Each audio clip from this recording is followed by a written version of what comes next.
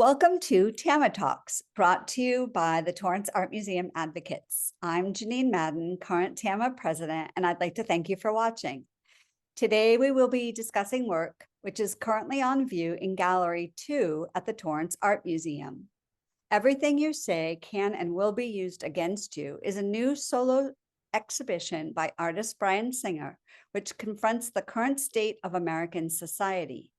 Informed by his views growing up half Japanese with a mother who was interned during World War II, Singer deconstructs and reassembles recognizable and culturally charged objects to create new contexts that expose, address, and reframe some of the most contentious social issues of our time.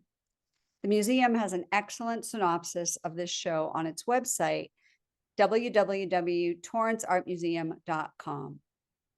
Everything You Say Can and Will Be Used Against You is on view through March 2nd. The museum is located at 3320 Civic Center Drive in Torrance, California, and is opened Tuesday through Saturday, 11 a.m. to 5 p.m. Admission is free and donations are gratefully accepted.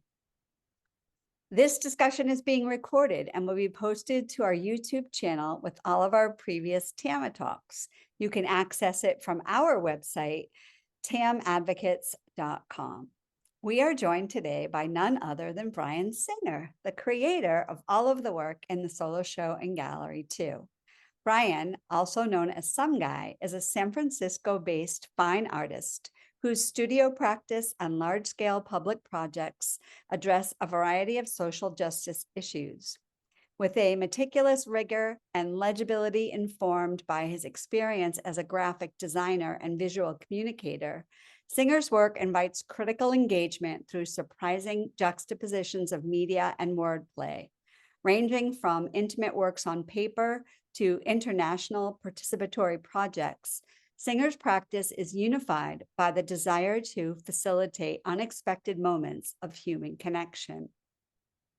Singer is best known for the 1000 Journals project, launched in 2000, which was turned into a book, a feature-length documentary, and has been exhibited at the San Francisco Museum of Modern Art and the Skirball Cultural Center in Los Angeles. The project was covered in the New York Times, the San Francisco Chronicle, the Wall Street Journal, Entertainment Weekly, Better Homes and Gardens, and many others.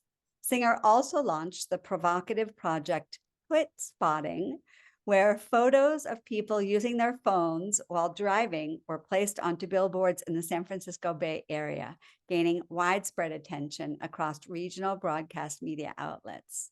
As a designer, Brian created work for Apple, Facebook, Pinterest, Chronicle Books, and many others. He's been recognized with numerous awards and publications and serves on the SICA Council for SFMOA, San Francisco MoMA, as well as the Board of Directors for Southern Exposure. Phew, that's quite a lot. Sorry about that. Well, we are thrilled, absolutely thrilled that you're here with us today. So I am going to let you get right into it and tell us a little bit about it's really cool to have Gallery 2 shows are extraordinary because typically they are solo shows. And so it's a wonderful opportunity for artists to really engage with the public at a different kind of level than if you have one or two pieces in the main gallery. So tell us a little bit about your show in Gallery 2. Yeah. Well, and first of all, thanks for having me. Thanks for listening, everyone. This was a really interesting opportunity to get a bunch of different pieces of my work into the same room, which is much different than most exhibitions where I get to show one or two out of context. When you see them all together, the theme starts to become a little clearer, which is all of the pieces have to do with some sort of social issue or social injustice that's been happening in America. And they each piece sort of delves into sort of a different irony or hypocrisy or observance around our behavior towards each other, towards refugees, towards rich people and poor people. but they're all slightly different. So each piece has its own story, it's using its own materials. But when they're seen together like this, it starts to become very clear, sort of my interest and focus of work. Excellent. Okay. So this is actually this image is actually from the show at the TAM right now. This is gallery 2, yes? It is, and I've got a few installation shots as well as details of each of the pieces. Okay, great. Let's see the easiest way to do this. I will let you kind of navigate through, or do you want to just maybe give us a tour of what we're seeing here?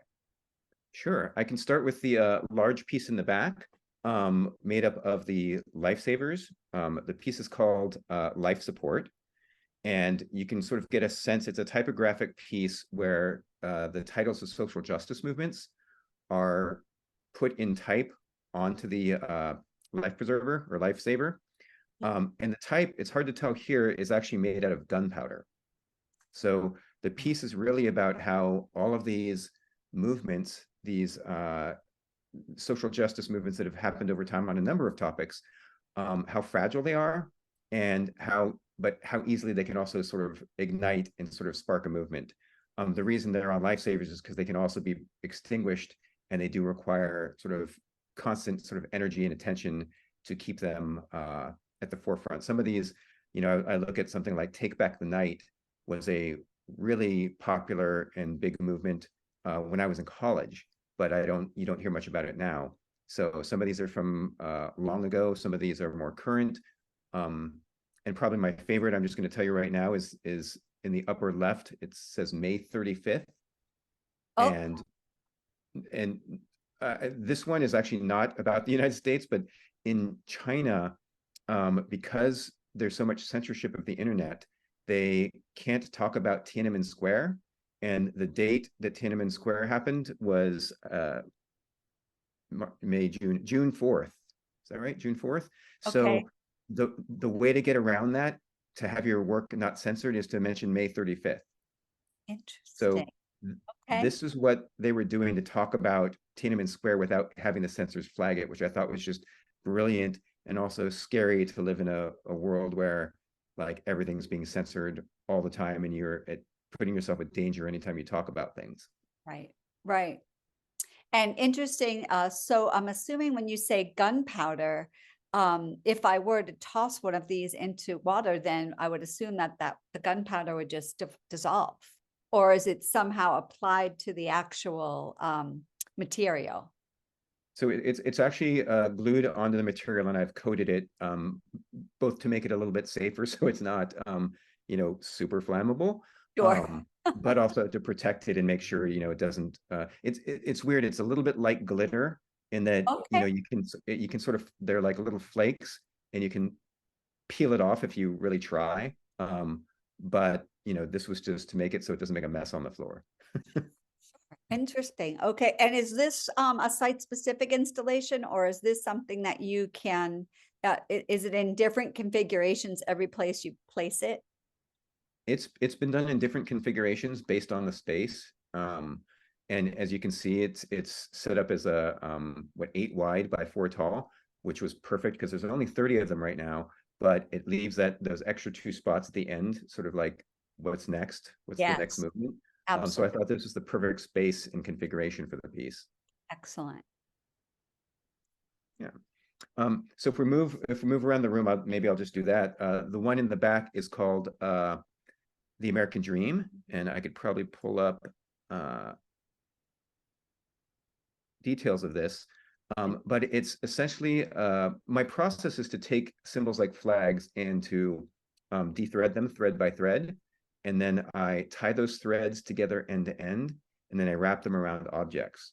So what you're seeing here is an image of this old wooden ladder that has Mexico flags that have been dethreaded, reconfigured, and then wrapped over and over and over again around the ladder. And you can kind of get a sense of the horizontal and vertical threads based on the sort of patterns and textures you're seeing.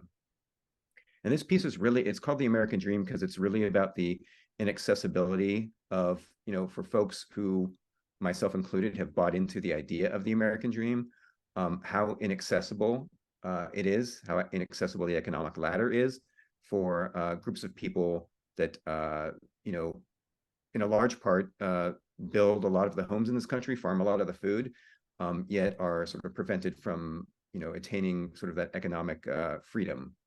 Yes. So I think there's another image here. Yeah, so you can see that. So that's the American dream. Moving to my right, you can see sort of the little wine glasses there. So that piece is called Progress. Oops, not that one. Sorry. Okay. And this is a close-up, but what you're looking at are crystal champagne flutes that have been filled with glass that has been collected off the streets from car window break-ins. So this is all glass that's literally being collected off of the street, washed, cleaned, and then put into these champagne flutes. The stems are wrapped in dethreaded American flags. You can see some of the patterns and textures that it creates. And here's a couple other images to give you an idea. And there's me toasting you with one of the glasses. And this piece is really about, again, sort of the economic disparity, particularly in large cities. What happens when you've got like the very rich pushed right up against those of, I guess, lesser economic, with greater economic needs. Right. And what happens is there's a lot of this confrontation around crime. There's like, at least in San Francisco, there's a lot of like the unhoused right next to like multi-million-dollar homes. And so this piece is really sort of trying to combine those two things together in a very aesthetically pleasing sort of way, but one that like is about, you know, car break-ins and people that are, you know, struggling to make ends meet. And is that some glass on the floor there too, underneath it? It is. So there's sorry that this little thing's sort of blocking it, but when I was initially talking with the gallery about installing this, they're like, well, what you really need is like a full window to put it on the ground next to it so people know what it is. I'm like, what are the chances of me finding a full car window? Right. And then like literally the next week when I went out, I found that like most of a car window, and it has that like, I don't know, film that covers it to sort of hold it Yes. together. I guess it's the tinting. Mhm. Um, but I was, yeah, so there's a bunch of broken glass at the bottom as well as part of an actual window. Excellent. And tell me the significance of the wine glass is simply just that juxtaposition, as your bio said, between the what's inside the wine glass and what the wine glass is normally used for. Exactly. The idea of like the crystal champagne flutes in my mind is sort of representative of wealth. Mhm. Um, and the fact that it's mixed with, you know, broken car window glass is sort of like, I don't know, the epitome of San Francisco in a Sure, way. sure. It's interesting because I think the same about Los Angeles. So yeah. Mhm. Yeah. It's a lot of big cities where like there's a lot of people sort of pushed together and you get that very, very wealthy people living right next to very, very poor people. So again, moving further to the right, the piece on the wall is called Yearning to Breathe Free. And that piece, let me see if I get here we go. This is, these are flags from 4 South American countries that it's Honduras, El Salvador, God, I'm going to forget the other two, Ecuador, and Okay. Venezuela, I believe. And they are dethreaded and then they've been sort of wrapped and weaved on an old metal cot. So you sort of see the wiring underneath there. And this was really a reaction to how we were treating asylum seekers in this country, people that are fleeing for their lives from persecution where they are. And, you know, as they come to America, how they're sort of being treated. And the welcome wagon is literally cages in metal cots. Kind of see some close-ups here of what this looks like. And that's the actual flag that you have removed the threads from and then tied them together. Yes, these are so this for this one, because of its size, I actually painted the flags onto canvas and then de-threaded the canvas. So the threads are a little Oh, bit thicker, you can see. okay, Um, yes, so the other ones, they're very, very thin, and these are just a little bit thicker because just the distance I needed to cover. sure. Um, but yeah, you get a sense of like, this is what happens to a symbol that represents a country or a people when it is disassembled and reassembled. You get these different patterns and mixtures and textures that are formed. And to me, it's really about what is it like to have your, I don't know, heritage, your background, your culture sort of dismantled, and Yes. what does it mean having that reformed in a new land? I like the idea there of the threads creating a sleeping surface. Like we're providing you just the bare, literally bare springs and wires, but your own country and i.e. your heritage and culture is what's really holding you up through the process. Mm-hmm. I like it. Yeah, it also reminded me of those old lawn chairs. Like there was Yeah, actually I patches thought that were that's what it was at first. Right, very right. similar to that. Um, and I figure we'll just go around the room on these, and then we'll look at the others. So if you're looking at the floor, there's this sort of hopscotch game, um, and that is called Playtime. And this is a view from the top. And what this is, let's see if I've got other images in here. These are police batons that have been wrapped in the Gadsden flags, which are the ones that say, the yellow ones with the snake on them that say, "Don't tread on me." Oh, yes, right, right. So this is what it looks like when those have been disassembled. And so they've been disassembled, they've been wrapped around these police batons, and then the police batons have been laid into a hopscotch game, which, I mean, there's a bazillion different ways to play hopscotch, but if you recall, it's um, there's a sort of token that you throw on, and then you have to like skip that step and navigate front and back. Oh, it's doing a Mhm. slideshow now. It's doing Um, a nice job. Yeah, I'm wondering how it did that, but okay. I thought I I probably hit a button and it you started playing.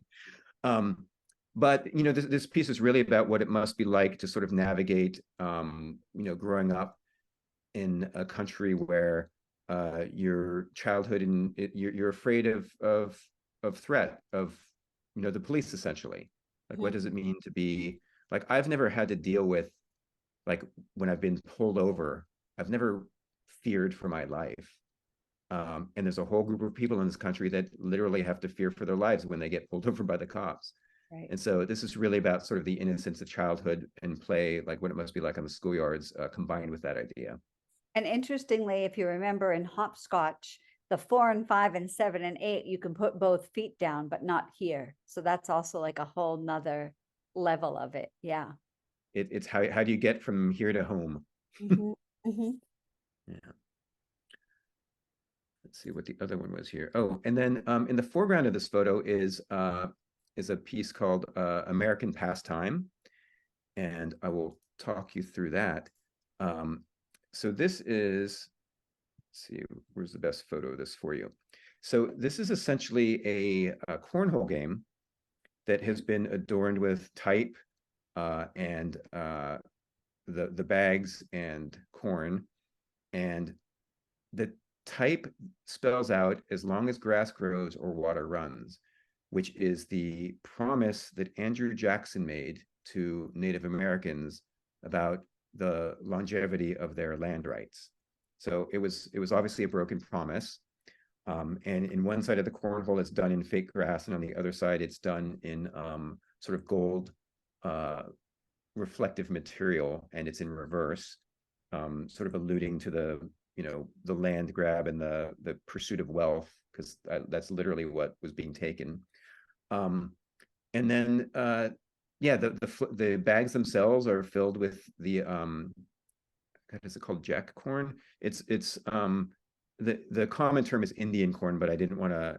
It's not like the technical term for the variety of corn, but that's what it's commonly called. It's the one that has the kernels that are all different color and Yes, that germinated. multicolored. Right, right. Mhm. Yeah, and that's used to fill the bags, which have been made out of flags, American flags. It's a Bennington flag, which has the iconic 76 on it.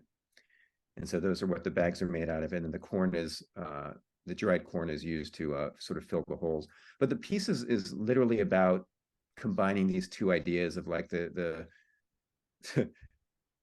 tragedy of our behavior in the past with sort of what people are doing with the land now, Right. if that makes sense. It makes complete sense. Yeah. Yeah. It's a very strong message. And again, I really just don't think that there is a label out there that could encapsulate what you just explained to us, right? So that's one of the reasons why I like to be able to get the artist's perspective and I hate to use the word explanation, but helps the viewer, what you're saying helps the viewer really understand all of the different elements that go into even just the spilled corn bag has significance. Yeah. I mean, in the truth of the matter is there is a lot of stuff here. Right. and That's my and point. Yes. I, and I might have like a here's the background and why I created this piece, but I think that everyone's going to bring their own background and story, and they're going to take away something slightly different from this. Right. Right. So let's see. I feel like that was all the ones from this photo. I can move to the one that's in the upper right corner right now, and Okay. that is, let me find it here. This one is called Lean on Me. And what this is this is old wooden crutches that have been wrapped in, again, on the top, that's an American flag, and on the bottom, that's a Don't Tread on Me flag.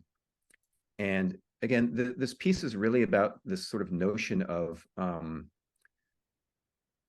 don't know, I feel like there's a lot of like the way people defend some of their behavior is based on like things done in the past, or like laws that are 200 years old, or behavior that is 200 years old.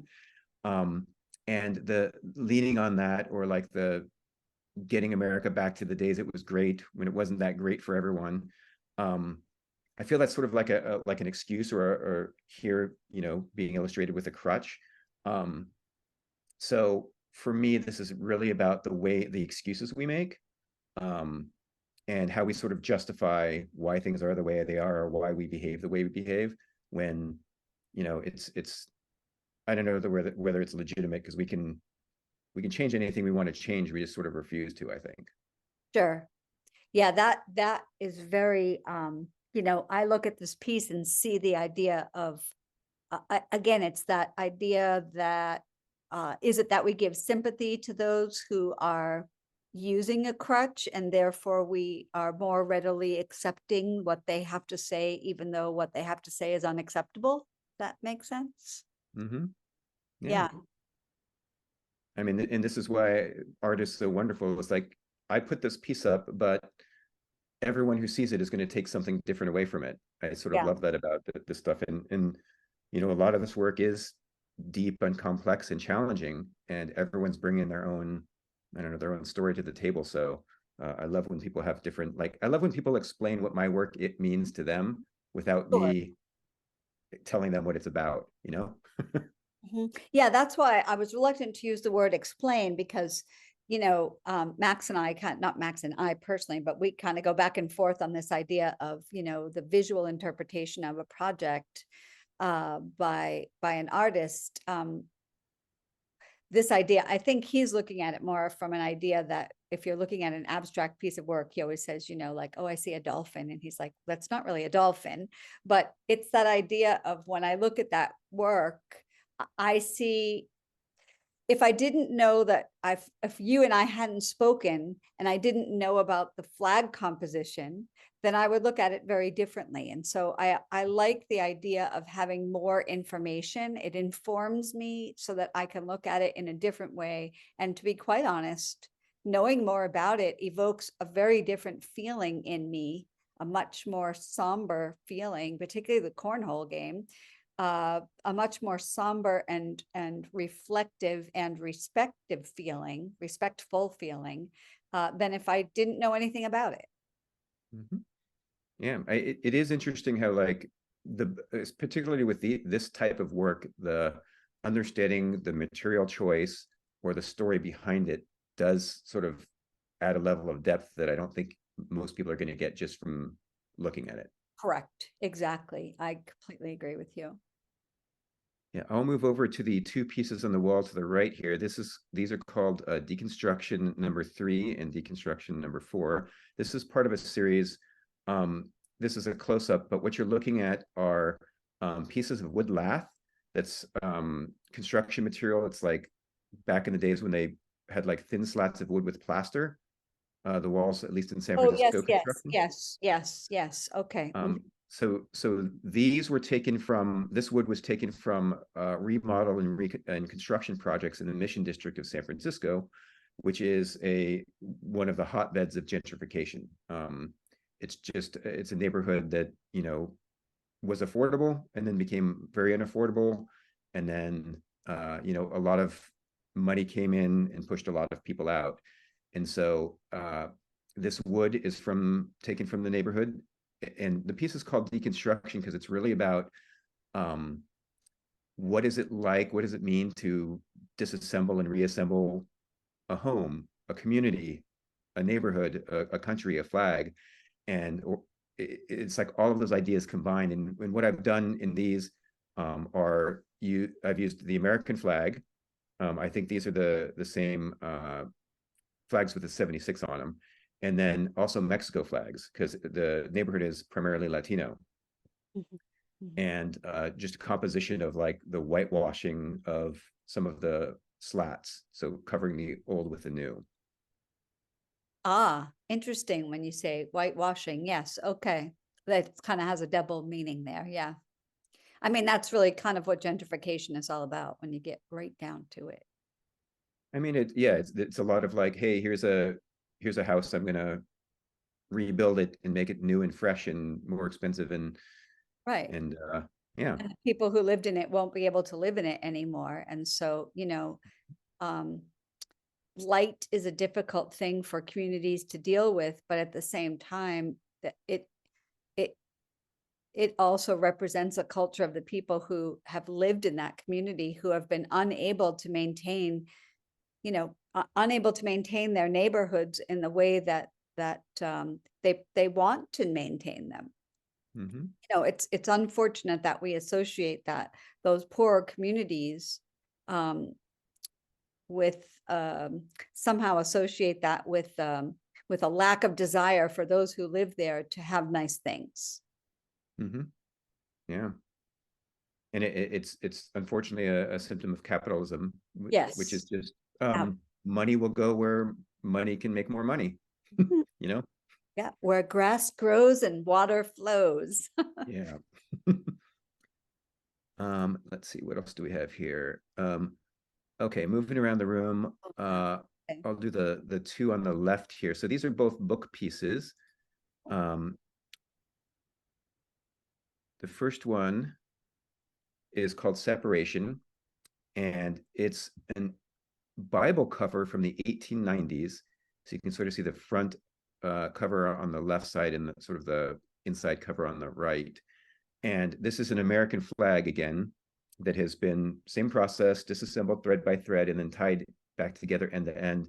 But in this one, you can actually see the stripes. So I've kept all of the sort of horizontal stripe threads together, and you're getting like the 13 stripes Yeah. horizontally. And then the vertical area, on the left is, obviously where the blue was, and on the right is just the part of the flag that was just red and white stripes. And again, this is sort of a newer part of the process where I'm trying to weave these things together, which makes it even more complicated.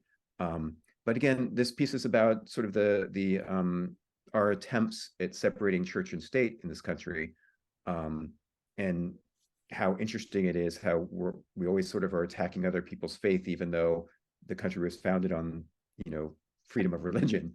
Correct. Uh, Right. so to me, it's this like we've never truly been able to separate the two. Correct. Yeah. We find that here in Massachusetts often. Yeah.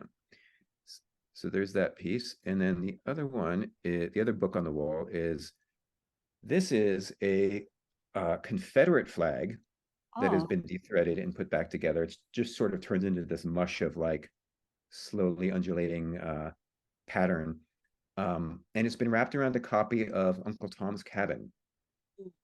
okay. And sort of the thinking here is that, Harriet Beecher Stowe's book has been credited with helping, you know, uh, end slavery in a way. Like, it was targeted towards, you know, religious females actually, um, and helped sort of raise awareness and end slavery based on like trying to uphold Christian values. But also the book has been greatly criticized for its portrayal of Black people. And Harriet Beecher Stowe had never actually visited a plantation. So it's this sort of interesting dichotomy of things. And wrapping it around with a Confederate flag is really about sort of that legacy and holding on to that past. And also, I just thought this is a book that had some illustrations. That's Topsy on the right hand side there, Mhm. if you remember the book. The character on the right, yes. Yeah. And then in the far corner is a standing mirror piece. And let me go get that one. That is mirror, mirror. And what's happening here is this piece is basically it's a gold reflective mirror that if you look at, you're really faced with one of those security camera domes. Ah, I And see it now. Yes, okay. and the idea is, you can kind of get a better sense here. And the idea is really about this surveillance state that we've created and the portrayal of how we see ourselves. So I think about it as like, when you look in the mirror, what do other people see? Because there's so much of how we project ourselves on social media, or in other digital forms. So again, this is a worldwide phenomenon, but I've used threads from a U.S. flag sort of stitched into the mirror there. But really thinking about what it means to, look in the mirror now when you're really looking at what other people are seeing, and to Right, think about yourself that way. right. The other piece in this series is called The View from Here, and very similar idea in that, when you look out the window of your home, what are you actually looking at? And now you're sort of looking at a reflection of yourself, but the reflection of yourself is really this, I don't know, idea you're portraying to people of how you are. So again, the idea of looking into a mirror and looking straight into a security camera, I found very, I don't know, disturbing. Yeah, Um, yeah, but in a sort of a profound way, like, because what you're supposed to be looking at in the mirror is your reflection, and what you're seeing is what other people might see. Um, so this sort of plays along that same concept. And then I think, is that all the last piece of the show is the one straight ahead in this photo. And this one's yes. called Driftwood. And Driftwood looks like it's the only one I don't have teed up here. Huh. Okay. Well, we can look at it from here. But what you're looking at, these are the flags from the 5 countries that the United States took the most refugees from. And I think the data is actually from like 2018. So I've got like the data source and everything. But to me, this was about what it's like when you do come to a country and how do you assimilate into what is often an unfriendly environment, and what happens to, again, very similar to the yearning to breathe free, what happens to your culture, your heritage. How do you hold on to that while trying to fit into a country that isn't super friendly? Yeah, So it's wrapped around Driftwood as an obvious reference to, how some people sort of finally make it to the country. When you think about folks like trying to get on boats and get here. Um, and the driftwood itself, you can kind of see on the bottom that it's also been sort of painted white, where the top is the natural wood. there's an excellent there's an excellent example of this work on your website. It's nice and close up, and yeah. Yeah, I That's feel like that I've fun probably too. got more photos in here somewhere of, oh, that's just my head. So I just teed up a whole bunch of these photos, but I don't see a good close up there. But yeah, there's some detail shots on the website you can check out. So yeah, I think that basically covers all the. Oh, you know what? There is one more piece. Huh? It's not in this room. It's hung around the corner, Oh, and okay. and Oh, this right. Yes. Okay. the last piece is called kindling. This is kindling number 3, Where is and this again? Outside it's gallery too? it's out. Well, it's when you walk in the building. There's sort of the reception desk, and it's to the Yes. left of that as you go to the bathrooms. Oh, nice. Okay. Yeah, the lobby space. Yeah. Yeah. And it was just as we were hanging the show, it felt like we could use a little bit of breathing room, and then they had that spot, and we're like, perfect, Good. because it fits right there. But what you're looking at here are actually pages from banned books. So what I've Oh, done is I've cut the books up into these slices, and then I've formed shapes out of them. And some of them have been painted white, sort of obscured and sort of erased in a way, while others sort of you can still see that there is patterns in from the text. And again, this is really about the I guess resurgence in uh, banned book or book challenges that have happened in certain states in the country, yes. um, and the skyrocketing of that. And here's a close up so you can kind of get an idea of what these things look like. So these are all basically the cut pages of these books. Wow. Really interesting. Tell us, if you would, and again, it seems very obvious in a way, but tell us again your feeling on the title of the show. Ah, yes. So initially, you know, I think about the society that we have created together because we're all in this together, whether we like it or not. Um, and it feels like we're in this world where anything you do, you can get destroyed for. Um, and sometimes out of context, sometimes with very little justification, sometimes completely deserved. But the title of the show, Everything You Say Can and Will Be Used Against You, is sort of adorns a gold mirrored door hanger, the privacy door hangers that you would put on your door at a hotel for like, please leave me alone. Mhm. It's just the idea that there's no more privacy anymore. And this is of our own doing because we were putting all this stuff online and we're, even in public acting like jerks. Um, but there's a book written by, God, I think his name is John Ronson or Ron Johnson. I'm probably getting that wrong. Called So You've Been Publicly Shamed. And he cites a bunch of examples of people who, have said or done things and then been sort of thrown under the bus in this sort of social media ecosystem and been completely had their lives completely destroyed. And some people have done things that are, yeah, they're jerks. They're, you know, um, but the punishment doesn't seem to justify the infraction. Sort of like I think one of the examples was, there was a conference and somebody made a dongle joke, like the little connectors to the Mhm. computers, Yeah. nudges his buddy and makes some dongle joke. The person in front of them was offended, turned around and photographed them and posted it to Twitter. And in the backlash to that, this guy loses his job. And then there's a backlash to the person who posted the photo and she lost her job. And it's like, wow, like that escalated real quick. But I Right. think that's the world we live in.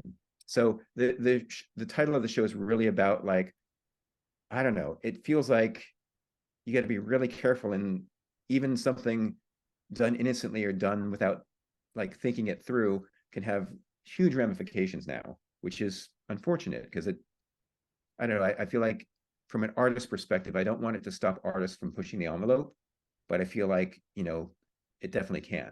Not just artists, everyone. I don't want to live in a censorship society and we're sort of censoring ourselves now or censoring each other.